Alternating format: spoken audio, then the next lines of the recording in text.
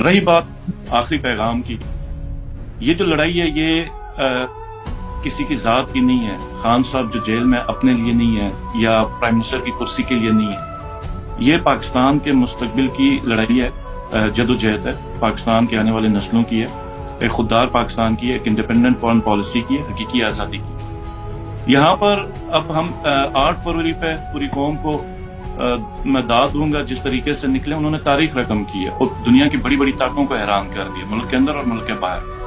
اور یاد رکھیے کہ ابھی تک ہم جس سٹیج پہ پہنچے یہ سب آپ لوگوں کی سپورٹ کی وجہ سے. اور آج میری جو ریکویسٹ ہے وہ یہ ہے کہ آپ چھوٹے چھوٹے ایشوز کے اوپر آپ نے اپنی توجہ نہیں ہٹانی. ہمارا بہت بڑا مقصد ہے، ہمارا مقصد ایک عظیم تر پاکستان کے حصول کا ہے، اور ایک عظیم لیڈر پچھلے 75 سال میں. اکثر لوگ کہتے ہیں نا خان صاحب پاکستان کی آخری امید ہے، میں کہتا ہوں خان صاحب پاکستان کی پہلی امید. 75 سال میں ہمیں کوئی امید نہیں ملی، اور یہ امید ہی ہوتی ہے.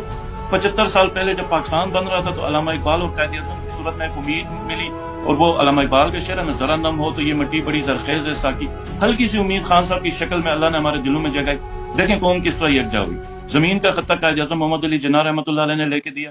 خان صاحب اب اس مجموعے کو ایک قوم بنا رہے.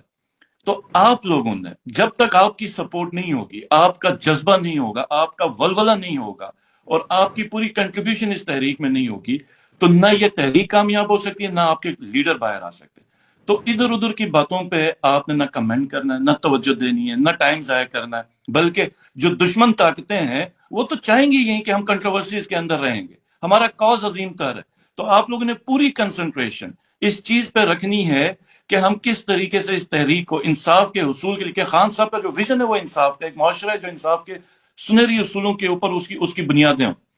تو ہم لوگوں نے وہ تحریک چلانی ہے، اپنے لیڈر کو باہر لے کے آنا. اور یہ بھی یاد رکھیں کہ اس پاکستان تحریک انصاف اس پارٹی کے اندر جو شخص آئے گا وہ بھی خان کی مرضی سے آئے گا، عمران خان صاحب کی مرضی سے، اور جو شخص نہیں آئے گا وہ بھی خان صاحب کی مرضی سے. ہمیں سوالات اٹھانے کی ضرورت نہیں ہے. اپنی لیڈرشپ کے اوپر بھروسہ کریں اور پورے جذبے کے ساتھ اس اسٹرگل میں عید کے بعد آپ لوگ تیار ہو جائیں، کیونکہ جو کامیابی ہے وہ قربانی مانگتی ہے. ہم سب تیار ہیں، آپ سب تیار ہیں. ہمت آپ لوگوں نے نہیں چھوڑنی. خان صاحب ہمیشہ کہتے تھے کہ گھبرانا نہیں ہے، تو ہم سب نے یہ یاد رکھنا کہ ہم نے گھبرانا نہیں ہے. اللہ مالک ہے. یہ جو ملک ہے پاکستان، اللہ اور اس کے حبیب کا فیض ہے. یہ ہو ہی نہیں سکتا کہ ہم ناکام ہو جائیں ایک بہتر کاز کے اوپر.